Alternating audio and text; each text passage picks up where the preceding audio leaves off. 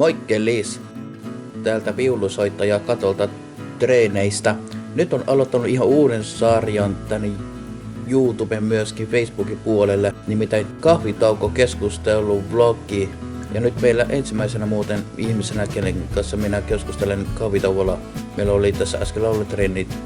Jatta! No moi Antti. Moi! Ihana olla taas täällä niin kuin harjoittelemassa näytelmää. Ja tää on ihana, kun tää on musiikaali vielä, kun mä rakastan laulamista, niin tää on niin kuin todella upea juttu. Joo.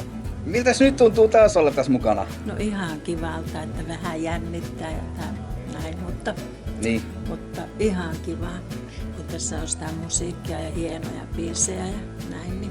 Ja nyt tässä harjoiteltiin. Päästykö niinku kiinni tähän uuteen porukkaan? No ihan olen päässyt ihan kivaan tuntuisiin ihmisiä tässä, kun enempi niin kun tutustutaan, niin Joo. ihan Mulla on myös semmoinen fiilis, että ihan mieletön porukka, että tästä niinku kehkeytyy semmoinen ryhmähenki ja sitten semmoinen vipa, että tuolle ison asian äärellä. Kyllä joo.